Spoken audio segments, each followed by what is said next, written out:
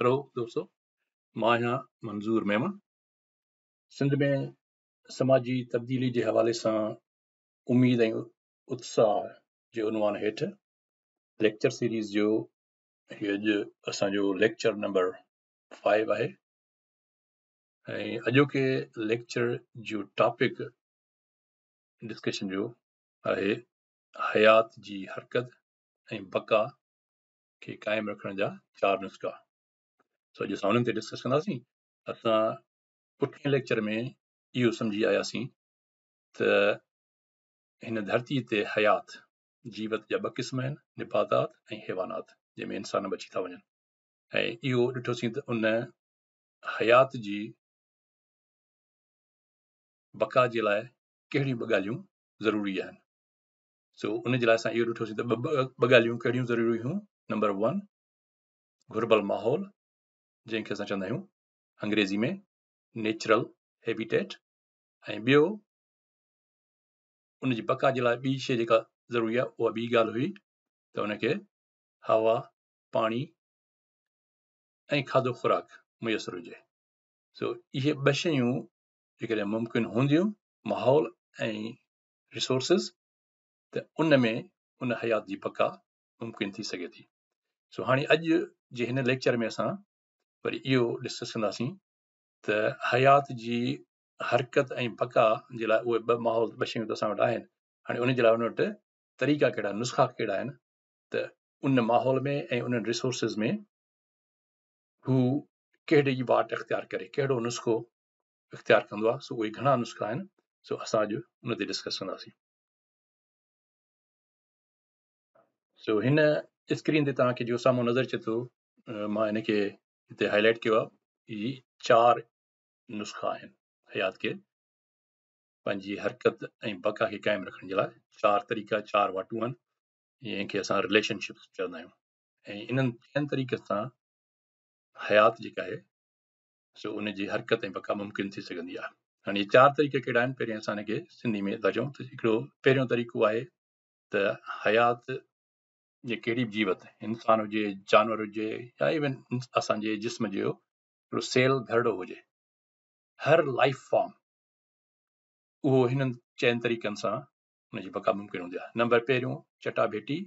या जंहिंखे असां चवंदा आहियूं मुक़ाबलेबाज़ी, त ॿी जीवत सां चटाभेटी जी सूरत में हूंदो आहे। उन ज़रिए सां उहो चटाभेटी छा में हूंदी आहे? उहा चटाभेटी हूंदी आहे, जीअं असांखे ॿुधायो मूं तव्हांखे, त 2 शयूं ज़रूरी आहिनि हयात जे लाइ। हिकिड़ो उनजे लाइ लिविंग स्पेस, नेचुरल हैबिटेट, माना लिविंग स्पेस जंहिंमें आहे उहो लिविंग स्पेस, ऐं ॿियो रिसोर्सिस। सो चटाभेटी छा में थींदी? उन लिविंग स्पेस ऐं रिसोर्सिस में। त जॻह केतिरी आहे? ईअं न थिए त जॻह सॼी वालार थी वञे। सो ही इंपॉर्टेंट निकितो, ज़हन में रखिजो, जॻह जी वालार। सो इहा ऐं ॿियो रिसोर्सिस, चटाभेटी इन में हूंदी आहे। त केर जेको पंहिंजे बका खे क़ाइमु करण जे लाइ उन्हनि ते कब्ज़ो करे थो। सो इहा हूंदी आहे चटाभेटी हिकिड़े इंसान जी ॿियनि इंसाननि सां, हिकिड़नि जानवरनि जी ॿियनि जानवरनि सां, हिकिड़नि जीतनि जी ॿियनि सां। त इहो हिकिड़ो तरीक़ो आहे। ॿियो नुस्ख़ो कहिड़ो आहे बका खे क़ाइमु रखण जो, पंहिंजी हरकत खे? उहो तरीक़ो आहे जंहिंखे असां चवंदा आहियूं बाहिमी ताउन, यानी कोऑपरेशन। ऐं इन सां छा थींदो त जेके बि अवेलेबल स्पेस आहे, जेको बि असांखे रिसोर्सिस अवेलेबल आहिनि, उन में असां हिक ॿिए जी मदद कयूं, हिक ॿिए सां ताउन कयूं। ॿियो तरीक़ो इहो आहे। ऐं टियों तरीक़ो कहिड़ो आहे? टियों तरीक़ो वरी आहे गॾियल काविश, यानी हिक ॿिए जो बांह ॿेली थियणु। कोऑपरेशन जो मतिलबु आहे त मूंखे कंहिं शइ जी ज़रूरत आहे त उहा मां तव्हां खां वठंदुसि, तव्हांखे कंहिं शइ जी ज़रूरत आहे त मां उन में तव्हांजी हेल्प कंदुसि। इहो हूंदो आहे कोऑपरेशन। पर गॾियल काविश वरी कहिड़ी हूंदी आहे? त असां सभई गॾिजी सभिनी जे बचाव जे लाइ गॾियल का कोशिशि कयूं, त उन खे असां चवंदा आहियूं कोलैबोरेशन। सो टियों तरीक़ो आहे इहो, गॾियल काविश जो या बांह ॿेली थियण जो, जंहिंखे असां चवंदा आहियूं अंग्रेज़ी में कोलैबोरेशन। ऐं चौथों तरीक़ो वरी इहो आहे, हिन खे असां चवंदा आहियूं हिक ॿिए लाइ लाज़िम ऐं मलज़ूम हुजणु। हाणे इन खे अंग्रेज़ी में असां चवंदा आहियूं सिम्बियोटिक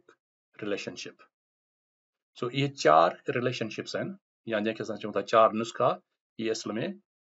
जेके बि हयात हिन धरती ते आहे उन जे विच में इहे रिलेशनशिप क़ाइमु थी सघनि था, जंहिंजे लाइ मूं ते हेठि लिखियो आहे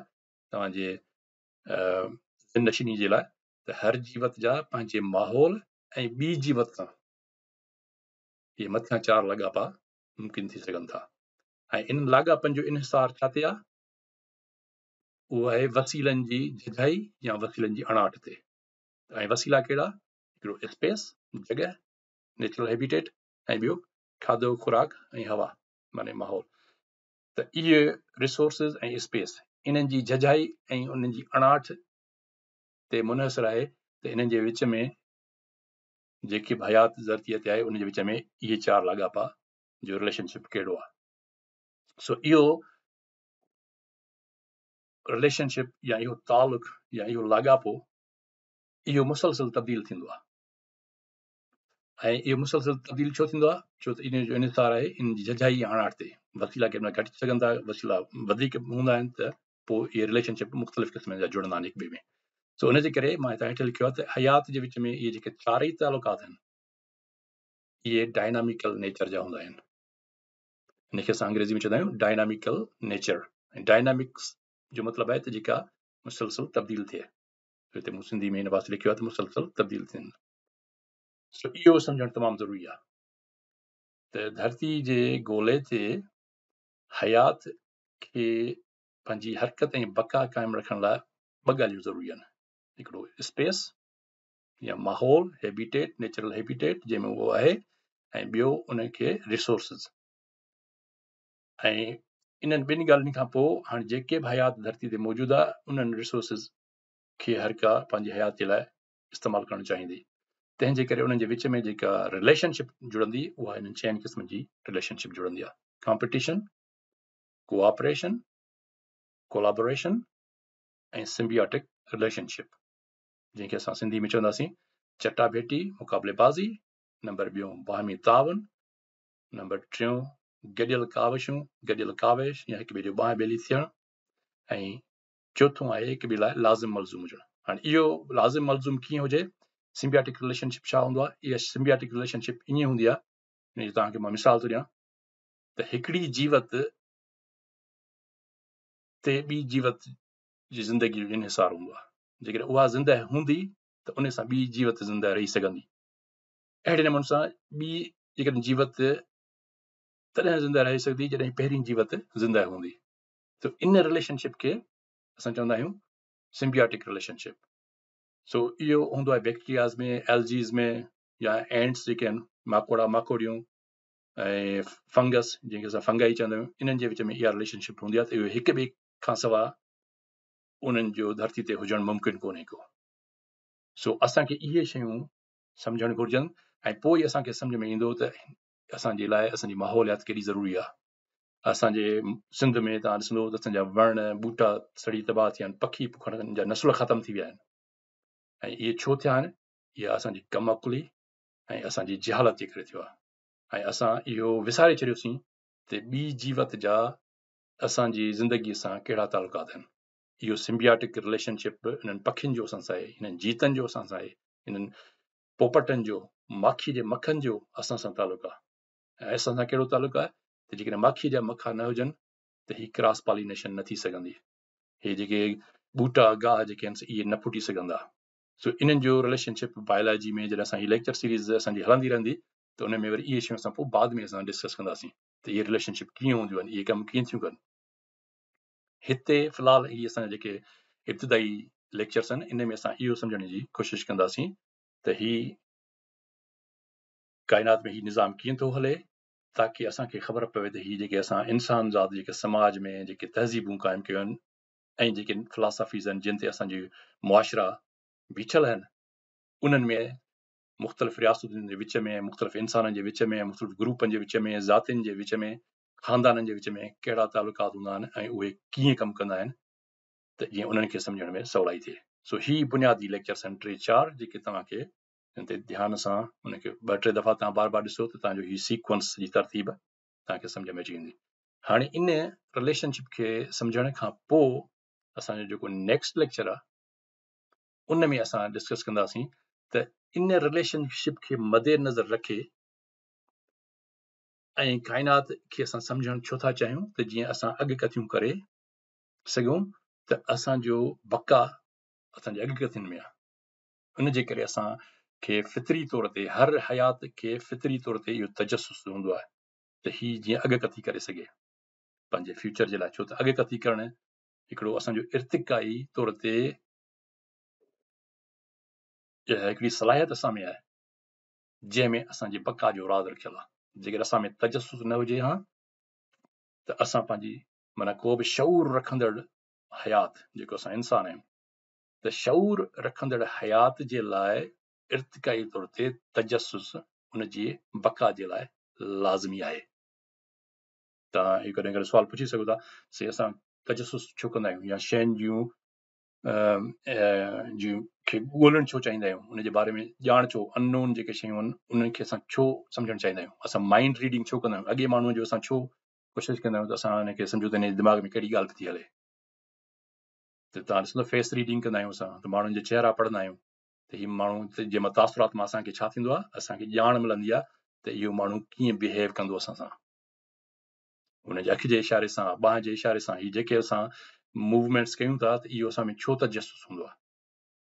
तव्हां कोई जूतो उबतो करे रोड ते रखंदो त सभु माण्हू गॾु थी वेंदा आहिनि, वॾो मेड़ थी वेंदो आहे, त इहो छो थींदो आहे, इहो असांजे जीनियात में आहे, त इहो तजसुस असांजी जीनियात में आहे, इहा का बेवकूफ़ी कोन्हे का।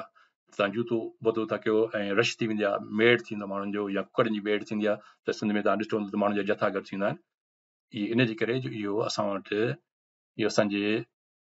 साइकी में फितरी तौर ते तजसुस रखियल आहे, छो त उन सां असां जेका शइ ॾिसंदासीं उन में असांखे इत्मीनान थींदो त हाणे असांजे लाइ बचा आहे या न आहे, त असां पंहिंजी स्ट्रेटेजी पंहिंजी हिकमत अमली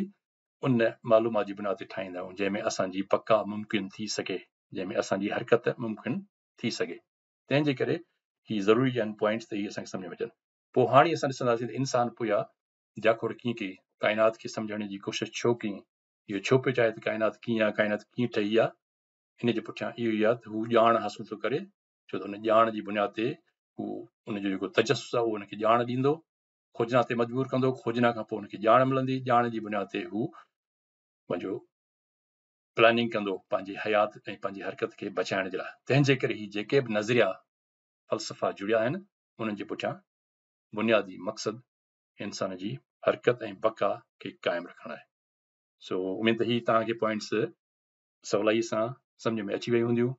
ही लेक्चर मां रिकॉर्ड करे ऐं अपलोड कयां थो यूट्यूब ते, हिनखे तव्हां ॿुधो, हिकु दफ़ो ॿुधो त ही इम्पॉर्टेंट पॉइंट्स आहिनि, ही की पॉइंट्स आहिनि, त इहे तव्हांजे ज़हन में हूंदियूं त पोइ असां जॾहिं अॻिते हलंदासीं त तव्हांखे हर शइ सवलाई सां सम्झ ईंदी। सो ही हींअर लेक्चर ते पूरो था कयूं। उमेद त ही तव्हांखे वधीक में तव्हां कंफ्यूज़ कोन थिया हूंदो, उहो आराम सां सम्झ में अची वियो हूंदो, त पोइ पाण वरी मिलंदासीं नेक्स्ट लेक्चर में।